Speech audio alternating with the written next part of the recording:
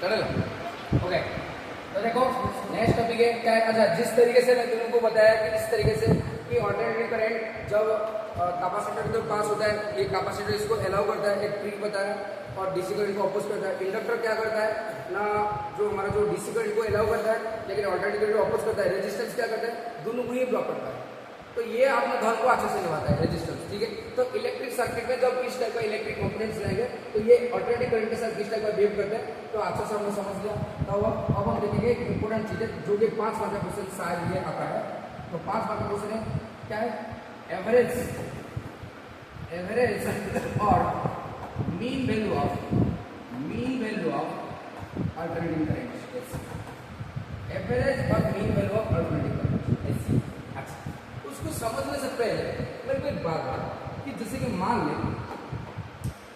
ले मैं डीसी की बात कर रहा हूँ। जैसे कि मान लीजिए इधर कोई रजिस्टर है, ये क्या है, ये रजिस्टर है, ठीक है। अच्छा, अगर ये रजिस्टर को मैं किसी डीसी सोर्स से कनेक्ट करूँ, डीसी सोर्स मतलब या किसी बैटरी से मैं कनेक्ट करूँ, तो चल मैंने बैटरी से कनेक्ट कर दिया, ठीक है, डीसी सोर्स से कनेक्ट कर दिया, तो बैटरी के कारण क्या हुआ, एक पोटेंशियल डिफरेंस आएगा अभी, ठीक है। ये डीसी है, ऑब्वियसली इसके लिए जो करंट डेवलप होगा वो डीसी करंट होगा, ठीक है, डायरेक्ट करंट। अच्छा, यहाँ पे मैंने डीसी सोर्स दे दिया, यहाँ पे सारी चीजें लिखता हूँ। ये क्या क्या है मेरा डीसी सोर्स यानी कि करंट जो होंगे जो टाइम के साथ क्या होंगे, कांस्टेंट, टाइम के साथ क्या होगा, कांस्टेंट। इधर डीसी सोर्स। अच्छा, पॉजिटिव टर्मिनल से क्या होंगे, करंट फ्लो होंगे। नेगेटिव टर्मिनल से क्या होता है, मतलब पॉजिटिव से करंट फ्लो होते हुए नेगेटिव टर्मिनल तक आएंगे, तो देख करंट ऐसे फ्लो हो रहा है, ठीक है। मैंने डीसी एक रजिस्टर है जिसका रेजिस्टेंस है R, और इसको मैंने एक डीसी सोर्स से कनेक्ट कर दिया जो कि पोटेंशियल डिफरेंस भी डेवलप कर रहा है, और ये जैसे कि एक डीसी सोर्स ये कांस्टेंट करंट को डेवलप कर रहा है, ठीक है। मान ले करंट पॉजिटिव टर्मिनल से निकलते हुए नेगेटिव टर्मिनल जा रहा है क्योंकि हाई पोटेंशियल से लो पोटेंशियल तरफ जाता है। तो जैसे करंट जाएगा तो यहाँ पे कौन है, रजिस्टर, तो रजिस्टर क्या करेगा, उसको रोकने के लिए कोशिश करेगा। मान ले यहाँ पे रजिस्टर से 1 ओम, अगर मैं यहाँ पे 10 वोल्ट का डीसी करंट, डीसी वोल्टेज दे रहा हूँ, 10 वोल्ट का वोल्टेज दे रहा हूँ, तो यहाँ पे 10 एम्पीयर का करंट आ जाएगा, 10 एम्पीयर का करंट आ जाएगा, समझ रहे हो। अगर रजिस्टर से 1 ओम है तो यहाँ पे अगर मैं 10 वोल्ट का बैटरी दे दूँ तो उस के हिसाब से 10 एम्पीयर का करंट आएगा। तो यहाँ पे काफी V = I, ठीक है। तो I क्या हो जाएगा, V कितना है, 10 वोल्ट देता है, रेजिस्टेंस को 1 ओम ले लिया तो कितना आएगा, 10 एम्पीयर आ रहा है कि नहीं, ठीक है। तो रेजिस्टेंस को तो 1 ओम रखेगा तो जितना वोल्टेज देगा उतना ही करंट होगा, इधर ओम्स लगाना पड़ेगा। तो यहाँ पे ये जो करंट 10 एम्पीयर का करंट फ्लो हो रहा है, क्या ये through out the circuit same current he flow होगा। तो 1 सेकंड में यहाँ पे मैं चेक कर वही 10 एम्पीयर फ्लो होगा, यहाँ पे भी मैं चेक कर वही 10 एम्पीयर आएगा, यहाँ पे भी मैं चेक कर वही 10 एम्पीयर आएगा। मतलब थ्रू आउट द सर्किट एक कांस्टेंट करंट फ्लो हो रहा है, ये सब एक कांस्टेंट करंट फ्लो हो रहा है। तो यहाँ पे इसलिए कांस्टेंट करंट को हम ऐसे लिखते हैं 10 एम्पीयर, 20 एम्पीयर, 30 एम्पीयर, क्योंकि टाइम के साथ ये कांस्टेंट रहता है। समझ में आ रहा है, टाइम के साथ वो क्या रहता है, कांस्टेंट रहता है। लेकिन ऑल्टरनेटिंग करंट क्या होता है, टाइम के साथ वेरी करता है, वो फिक्स नहीं रहता। समझ में आ रहा है। अगर मैं ऑल्टरनेटिंग करंट का इक्वेशन लिखूं, अच्छा ये समझना क्या होता है। अच्छा, अगर मैं ऑल्टरनेटिंग करंट का इक्वेशन लिखूं, अगर मैं ऑल्टरनेटिंग करंट का इक्वेशन लिखूं, जो एक खूबसूरत सा इक्वेशन हमने डिराइव किया था, I = I नॉट sin, क्या यही था हमारा ऑल्टरनेटिंग करंट का जो इक्वेशन था। तो ये T क्या है, टाइम के साथ वेरी कर रहा है करंट। तो किसी भी एक स्पेसिफिक टाइम पर अगर मैं पूछूं करंट का वैल्यू कितना होगा तो ये बताएगा तेरा करंट I बताएगा। तो इसलिए इसको बोलते हैं इंस्टेंटेनियस करंट। इसको क्या बोलते हैं, इंस्टेंटेनियस करंट, इंस्टेंटेनियस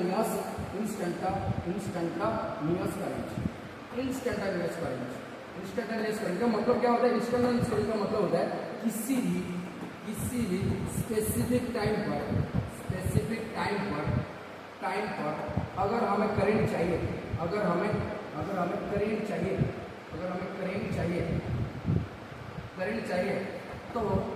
करंट चाहिए तो T का वैल्यू पुट करने से हमें करंट मिलेगा। T का वैल्यू पुट करने से हमें उसी इंस्टेंट पर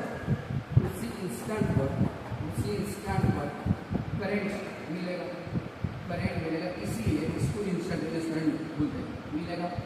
समझ में आ रहा है नहीं। तो मेरे को अगर इसी इंस्टेंट मान लें T = 0 सेकंड पर मेरे को करंट पड़ा, तो T को मैं क्या करूँगा, मैं पहले फेज के पास जाऊँगा, फेज क्या है ओमेगा T, तो T को मैं 0 पुट करूँगा तो sin 0 0 हो जाएगा, sin 0 0 I नॉट के साथ मल्टीप्लाई करेंगे टोटल टर्म 0 हो जाएगा, तो मतलब करंट 0 आएगा। मतलब T = 0 सेकंड पर करंट का वैल्यू कितना है, 0। तो ये मैं कब मैं पूछ रहा हूँ, जब T 0 हो जाए करंट का वैल्यू 0, तो मैं इंस्टेंट में पूछ रहा हूँ। तो ये जो करंट का वैल्यू मेरे को मिल रहा है ये इंस्टेंटेनियस करंट है कि नहीं। अच्छा, इसका अगर मैं एक डायग्राम बनाऊं, मतलब उसका रिप्रेजेंट करने वाला ग्राफ बनाऊं, मतलब करंट एंड टाइम का वेरिएशन बनाऊं, ध्यान से देखना। जैसे कि मान लें ये हमारा करंट एक्सिस है और ये हमारा टाइम एक्सिस है, और जैसे कि हमें पता है कि जो करंट है, जैसे कि साइन टर्म है, तो करंट जो है मतलब अल्टरनेटिंग करंट है, साइन जैसा ही बिहेव करता रहता है, ठीक है, अल्टरनेटिंग वे में क्या करता है, चलता रहता है, तो इस टाइप का होता है, ये सर ना करंट तो इस टाइप का होता है। जैसे कि ये हमारा हो गया करंट एक्सिस और ये हमारा हो गया टाइम एक्सिस टी। अच्छा, ये तरह होता है पॉजिटिव हाफ साइकिल, ध्यान से ये तरह होता है पॉजिटिव हाफ साइकिल, यानी किसी फिक्स टाइम इंटरवल में ये पॉजिटिव डायरेक्शन में चलता है, इसलिए इसको पॉजिटिव हाफ साइकिल बोलते हैं। तो अगला फिक्स टाइम इंटरवल में नेगेटिव डायरेक्शन में चलेगा, उसको बोलते हैं नेगेटिव हाफ साइकिल। तो यहाँ से लेके यहाँ तक ये होता है one complete cycle, one complete cycle, one complete cycle, समझ आ रहा है, इसको बोलते हैं वन कंप्लीट साइकिल। और वन कंप्लीट साइकिल को कवर करने के लिए यहाँ से लेके यहाँ तक वन कंप्लीट साइकिल होता है, तो वन कंप्लीट साइकिल को कवर करने के लिए अल्टरनेटिव करंट को जितना समय लगता है उसको बोलते हैं टाइम पीरियड टी।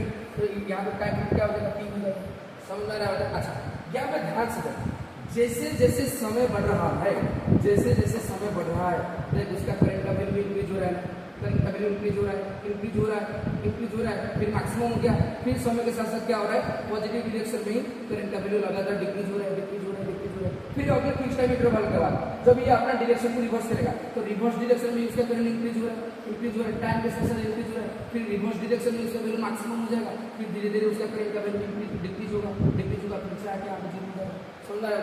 चाहे वो पॉजिटिव हाफ साइकिल में चलो या फिर नेगेटिव हाफ साइकिल में चलो, तो उसका वैल्यू टाइम के साथ साथ लगातार इंक्रीज हो रहा है, डिक्रीज हो रहा है, इंक्रीज हो रहा है, डिक्रीज हो रहा है। तो इसका मतलब समय के साथ साथ करंट क्या हो रहा है, हर एक इंस्टेंट में। देख यहाँ पे अगर मान लें कि यहाँ पे t इक्वल टू 0 सेकंड पर 0 था, यहाँ पे t इक्वल टू 1 सेकंड पर करंट का कुछ आएगा, t इक्वल टू 2 सेकंड पर करंट का कुछ वैल्यू होगा, मतलब हर एक सेकंड में करंट का वैल्यू चेंज होता रहता है, समझ रहे हैं। तो जब एक फिक्स टाइम इंटरवल में ये पॉजिटिव डायरेक्शन में चलता है, तो उसका वैल्यू समय के साथ साथ इंक्रीज होता है, डिक्रीज होता है।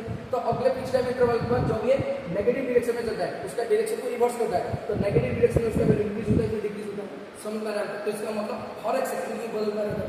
अगर मैं ये अल्टरनेटिव करंट को किसी सर्किट में प्रूव कराऊं, किसी सर्किट में प्रूव कराऊं, तो मेरे को अगर चाहिए होता कि इस सर्किट में टोटल करंट कितना फ्लो हो रहा है, तो क्या मैं बता सकता इस टाइप का 10 एम्पियर, 30 एम्पियर, 40 एम्पियर, सब नहीं बता सकता, क्योंकि डीसी करंट नहीं है।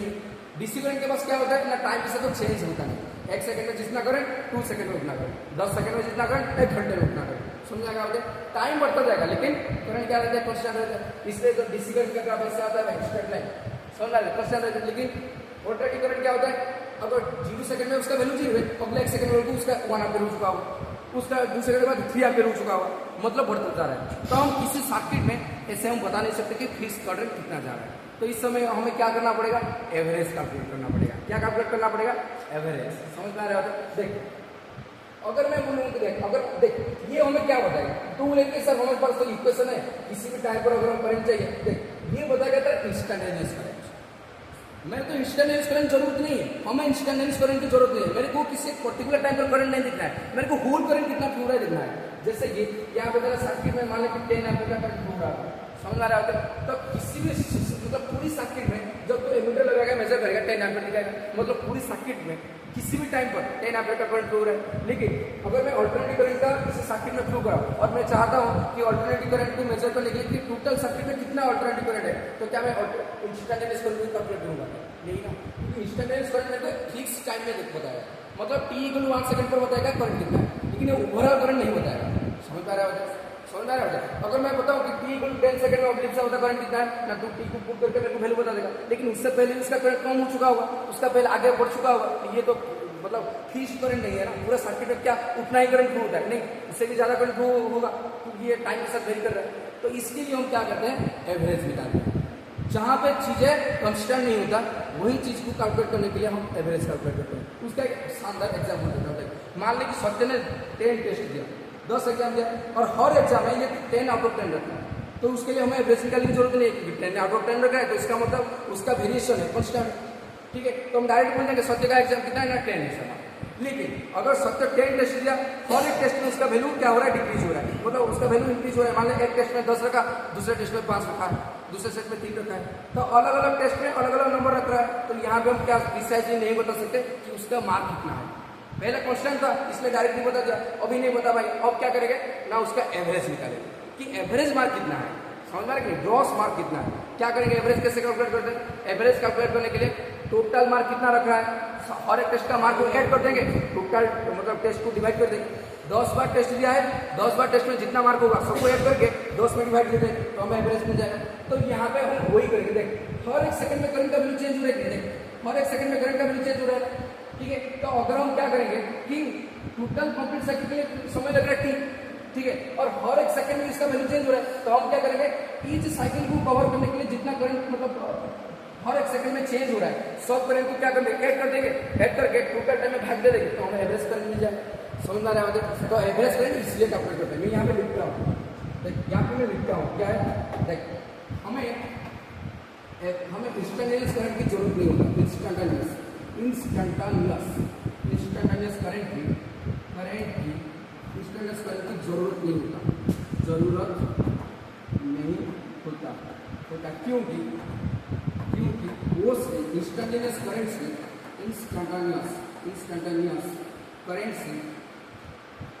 से एक स्पेसिफिक टाइम पर करंट को बताता है, एक स्पेसिफिक स्टार मार्क अंडरस्टैंडिंग के लिए, ठीक है, एक स्पेसिफिक टाइम पर करंट को बताता है, करंट को क्या करता है बताता है। बट हमें सर्किट में हमें ओवरऑल करंट चाहिए, ओवरऑल करंट का वैल्यू चाहिए, कि टोटल करंट कितना हो रहा है। मेरे को स्पेसिफिक टाइम पर करंट नहीं चाहिए, मेरे को टोटल करंट कितना हो रहा है वो करंट चाहिए। जैसे कि डीसी में हो रहा था टोटल करंट 10 एम्पीयर करंट का पूरा सर्किट में हो रहा है, ठीक है, मेरे को उसी पूरी सर्किट में जब अल्टरनेटिव करंट हो रहा है तो कितना अल्टरनेटिव करंट हो रहा है मेरे को टोटल वैल्यू चाहिए। तो मैं टोटल वैल्यू तो डायरेक्ट बता नहीं सकता क्योंकि करंट टाइम के साथ चेंज हो रहा है, उसका वैल्यू चेंज हो रहा है। तो मैं क्या करूंगा एवरेज कैलकुलेट करूंगा। कैसे क्या होगा ना, हर एक सेकंड में कितना उसका वैल्यू चेंज हो रहा है उसको कैलकुलेट कर लूंगा, उसको डिवाइड कर दूंगा टोटल टाइम। क्या समझ में आ रहा है? ये सर हमें इंस्टेंटेनियस करंट की जरूरत नहीं है बेटा, क्योंकि इंस्टेंटेनियस करंट की टोटल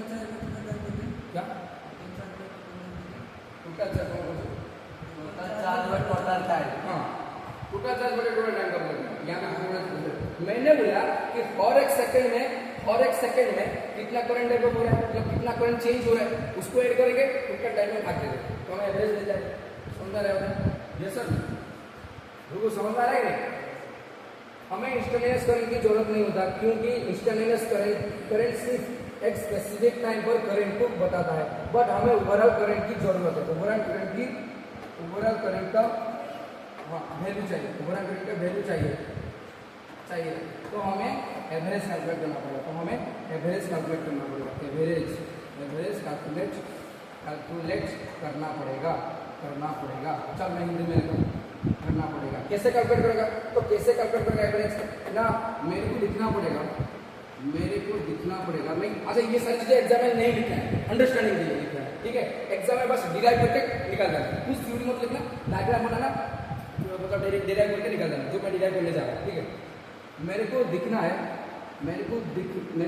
है कि हर एक सेकंड में हर एक टाइम में करंट का वैल्यू कितना है, हर एक टाइम में करंट का वैल्यू कितना है, करंट का वैल्यू कितना है, फिर सारे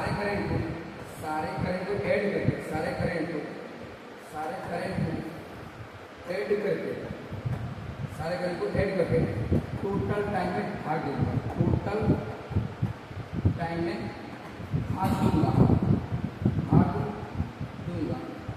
तो मेरे को एवरेज करंट मिल जाएगा, बस एवरेज करंट मिलेगा। क्या समझ में आ रहा है? दीजिएगा समझ में आ रहा है? तो मेरे को हर एक सेकंड में करंट कितना, हर एक सेकंड मतलब टाइम में करंट कितना चेंज हो रहा है देखना है, उसको एड ऑफ कर देना है, सारे करंट को एड ऑफ कर देना है।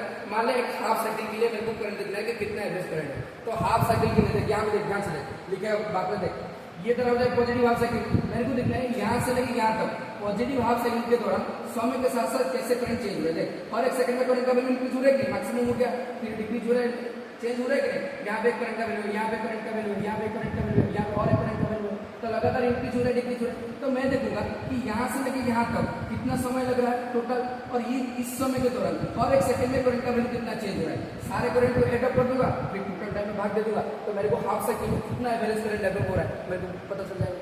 ये सर अगर मैं फुल साइकिल के लिए देखूंगा तो फुल साइकिल के लिए हर एक सेकंड में कितना करंट चेंज हो रहा है ऐड कर दूंगा टोटल टाइम पीरियड कितना है टी टाइम जी से विभाग दे दूँ समझ में आ रहा है। तो ऐसे एवरेज करंट निकाल जाए टोटल करंट को वैल्यू ऐड कर दो कितना हर एक सेकंड में करंट कितना चेंज हो रहा है इसको ऐड कर दो टोटल टाइम में भाग दे दो एवरेज करंट आ जाएगा और वही कॉन्सेप्ट लगा के डिराइव कर देंगे इजी है। क्या समझ में आ रहा है क्या समझ में आ रहा है वजह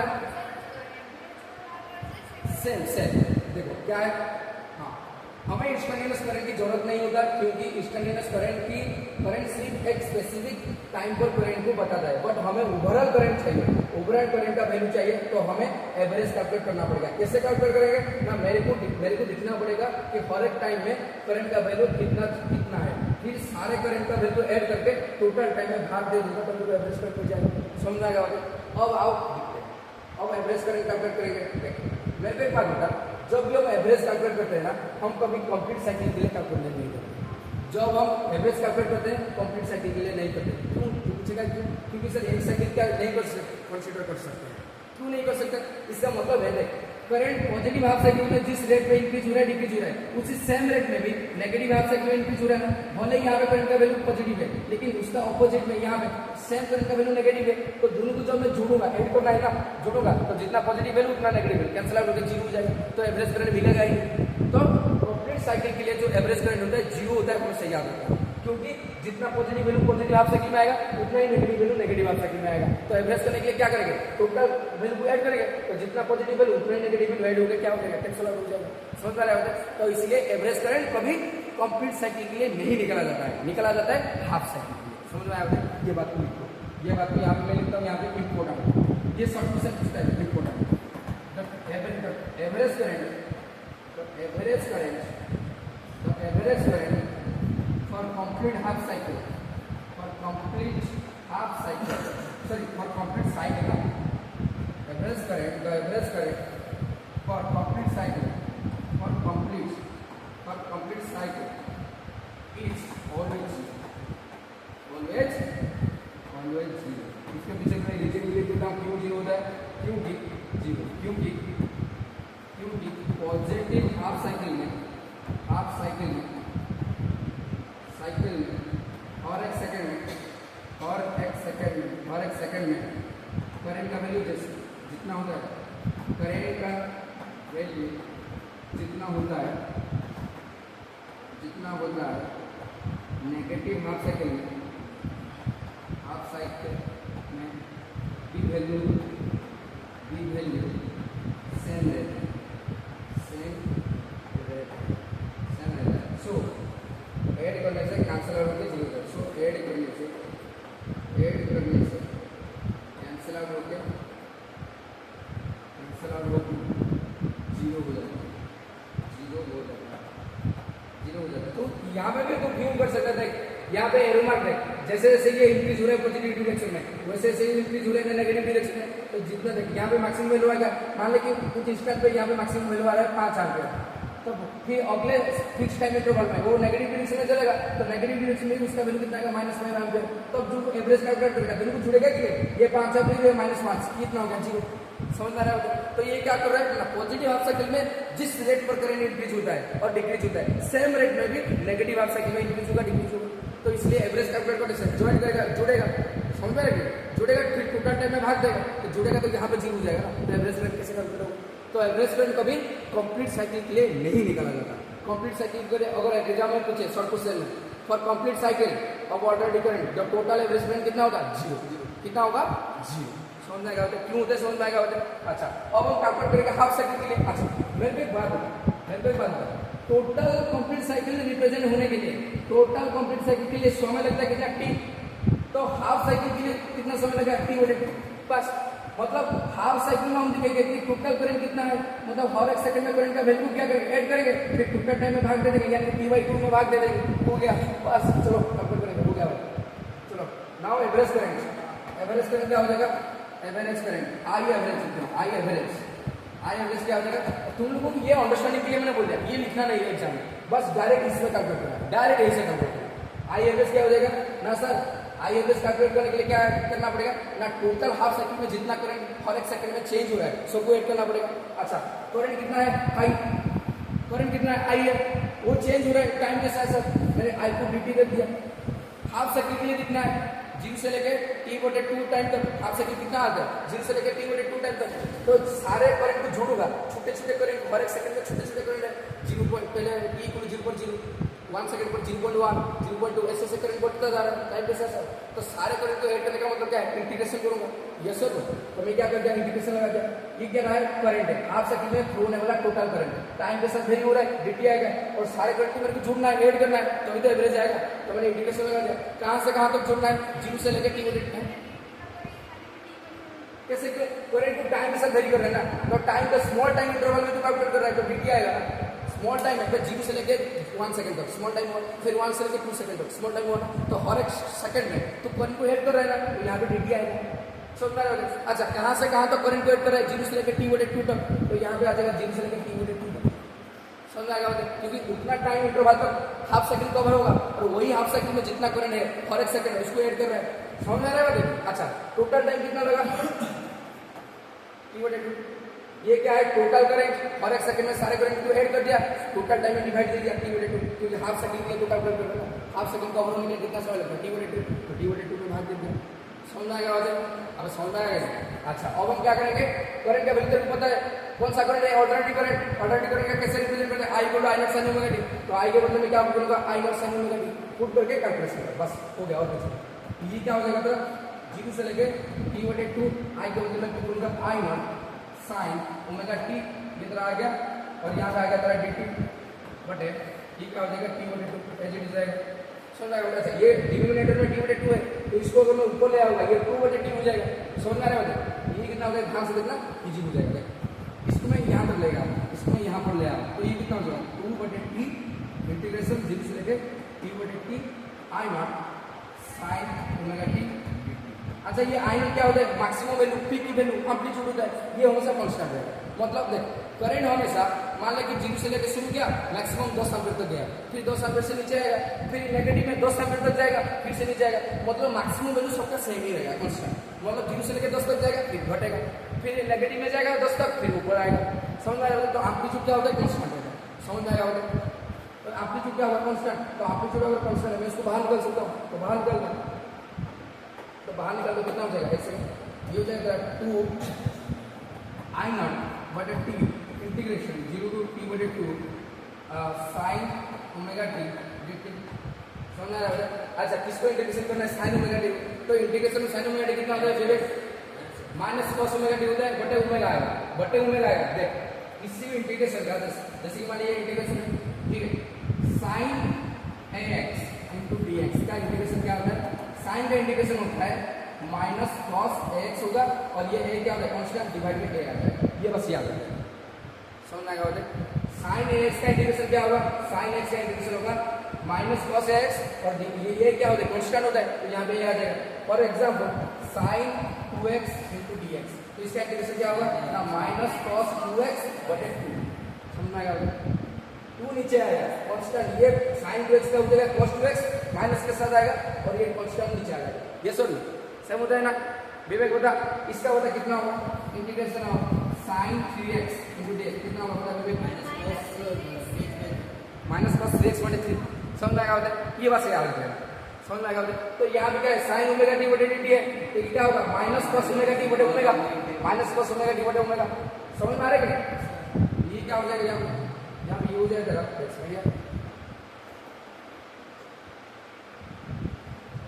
ये हो जाएगा 2 I0 बटे p, ये तरफ जाएगा 0 से लेकर t/2।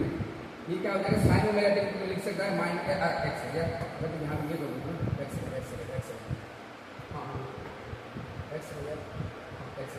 ये इंटीग्रेशन क्या हो जाएगा, माइनस cos ωt बटे ओमेगा। ये हो गया तेरा इंटीग्रेशन का वैल्यू, और लिमिट लग जाएगा 0 से लेकर 3/2। समझ आएगा? समझ आ रहा है? अच्छा, यहाँ पे ये माइनस है, माइनस को इधर साइड ले आया, ये कितना हो जाएगा, माइनस 2 I0 बटे t इंटीग्रेशन कर दिया बराबर। इंटीग्रेशन होने से तो इतना वैल्यू आएगा ना। समझ आ रहा है? इसलिए बोलते हैं मैथ लिया करो, बिना मैथ से फिजिक्स अधूरा। ठीक है, कोई बात नहीं, जरूरत नहीं, मैं बस इतना तो याद रखेगा। समझ आ रहा है? देख 2 - 2 I0 बटे t, इधर देख तो देख ये ओमेगा है ना, ये ओमेगा है, तो ओमेगा को मैं बाहर ले आ सकता हूँ, तो ओमेगा आ गया बाहर, तो बचेगा कितना, माइनस को बाहर भी ले सकता हूँ, ये बचेगा कितना cos ओमेगा टी 0 से लेकर t बटे 2। तो मैं लिमिट को खोलूंगा, तो लिमिट को जब मैं खोलूंगा क्या करूँगा, विवेक यहाँ पर पूरा कंसंट्रेट है दिखना है 2 I0 बटे ओमेगा टी, ठीक क्या हो जाएगा cos ओमेगा टी के बोले, क्योंकि टी का वैल्यू मेरे दिख रहा है, t बटे 2 पुट करूँगा यहाँ पे t बटे 2, ठीक है, minus cos omega into 0, limit set कर दिया, क्या स्मॉल टी क्या है,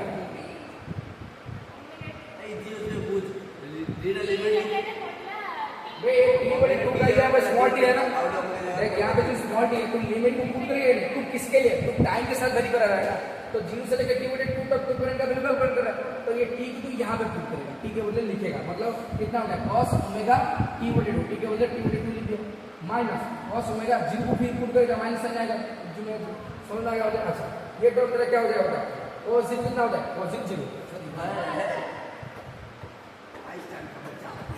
cos 0 कितना होगा, cos 0 होगा 1, ये तरह 1 आ गया। अच्छा ओमेगा क्या होता है भाई, ओमेगा तरह होता है एंगुलर फ्रीक्वेंसी 2 पाई बटे t होता है, यस सर नो 2 पाई t, तो ओमेगा का बदले यहाँ पे तुम 2 पाई बटे t लिख सकता है, तो लिख उस बात को यहाँ पे, ये क्या हो जाएगा माइनस 2 I0 ओमेगा टी को एज इट इज रख, पहले इसका काम होगा, ये क्या हो जाएगा cos ओमेगा का बदले 2 पाई बटे t को 2 पाई बटे t इंटू t बटे 2 माइनस ये कितना 1 है, cos 1 हो चुका है। अच्छा यहाँ पे देख ध्यान से, ये t एंड t है, ये इतना लंबा लेंथ नहीं होना चाहिए था, ये डायरेक्ट आना चाहिए था, बस तुम लोग के लिए पहला वर्ड करके लिख दिया, समझ में आ रहा होगा, देख t कैंसिल हो गया, 2 मतलब कैंसिल हो गया, तो बचा कितना cos पाई कितना होता है माइनस, cos 1 होता है cos पाई माइनस, क्योंकि 180 डिग्री सेकंड क्वाड्रेंट में क्या होता है cos नेगेटिव है, तो वैल्यू कितना आएगा -1, समझ में आ रहा है, तो -1 हो गया, इसका वैल्यू टोटल कितना हो जाएगा, इसका वैल्यू टोटल हो जाएगा -1, समझ में आ रहा है, t कैंसिल 2 कैंसिल, cos पाई -1 आएगा, ये पहले से -1 था, तो ये टोटल दोनों मिलकर कितना हो जाएगा -2, तो यहाँ पे पुट कर -2 I0 बटे ओमेगा टी इंटू यहाँ पे आ जाएगा -2, तो ये माइनस दोनों मिलकर क्या हो जाएगा प्लस हो जाएगा, तो बचेगा कितना 2 I0 2 बटे ओमेगा के बदले में 2 पाई बटे टी पुट कर सकता हूँ यहाँ पे, तो 2 पाई बटे टी को पुट कर देते, तो टी ऊपर चला जाएगा, एक सेकंड हाँ एक सेकंड,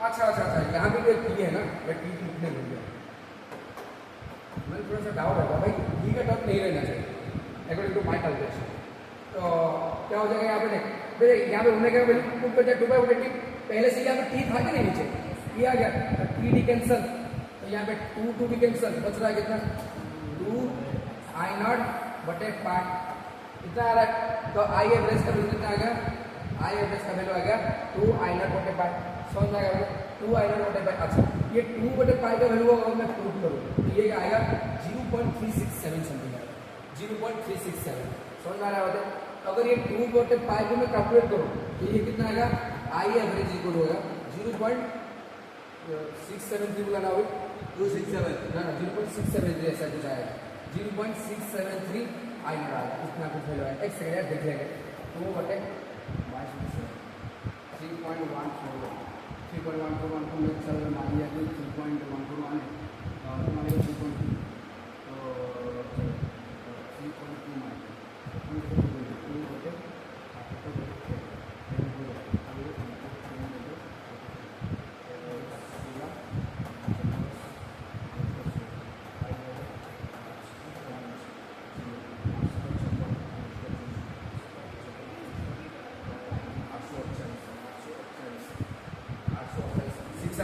yes 6 आ रहा शॉर्ट साइज, इसका हो जाता है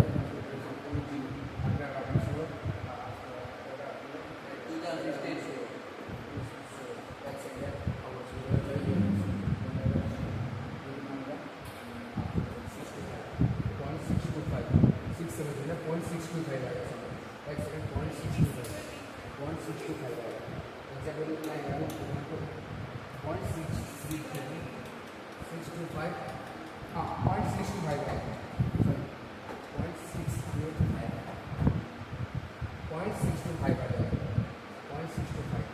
एक सेकंड यार, थोड़ा सा पॉज करना, पॉज कर इसी एक्टिविटी में काट।